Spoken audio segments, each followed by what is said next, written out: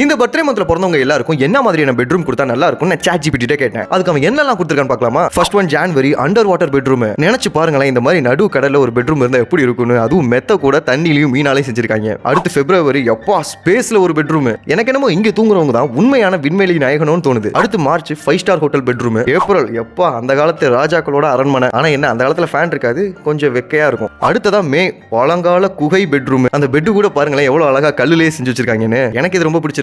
அடுத்து நம்ம month June. பாக்குறதுக்கு முன்னாடி ஒரே ஒரு லைக்கை மட்டும் போட்டுருங்க. அடுத்து ஜூன் நினைச்சேன் இவன் எனக்கு மட்டும் ஏதோ சதி பண்றான், ஏதோ ஒரு பாலடைஞ்ச வீட்டுல பெட்டு கூட இல்ல கிழிஞ்ச பாய போட்டு வச்சிருக்கான். அடுத்து ஜூலை பயங்கரமான ஒரு கார்டன் செட்டப்ல நல்ல ரோஜா பூ எல்லாத்தாலையும் செஞ்ச ஒரு பெட். இதான் இருக்கிறதே பயங்கரமா இருக்கு. அடுத்ததான் ஆகஸ்ட் கோல்டன் டைமண்டால செஞ்ச ஒரு பயங்கரமான பெட்ரூம். பத்தாவதுக்கு நிறைய புதையல் பெட்டிகள் வேற இருக்கு. அடுத்ததா செப்டம்பர் பேய் வீட்டு பெட்ரூம். அதுல வேற பாருங்க யாரும் நின்னுட்டு வேற இருக்காங்க. அடுத்து அக்டோபர் அப்பா 500 ரூபாய் நோட்டாலேயே செஞ்ச ஒரு பெட். இதுக்கு முன்னாடி கோல்டு டைமண்ட் பார்த்தோம், இப்போ ரூபா நோட்டாலேயே செஞ்சிருக்காங்க. இவங்களுக்கு மட்டும் தான்ப்பா நல்லா வருது. அடுத்ததா நவம்பர் ரொம்பவே காமான ஒரு வில்லேஜ் செட்டப்ல இருக்க ஒரு பெட்ரூம். நல்ல கைத்து கட்டலோட சூப்பரா இருக்கு. லாஸ்டா டிசம்பர் பனிக்கட்டியால செஞ்ச ஒரு பெட்ரூம். பெட் கூட ஐஸ் கட்டியில இருக்கு. சும்மாவே டிசம்பர் பயங்கரமா கூடும். இதுல இப்படி ஒரு ரூம் கொடுத்தா எப்படி இருக்கும்? உங்களோட மந்த் எதுன்றத கமெண்ட்ல சொல்லுங்க.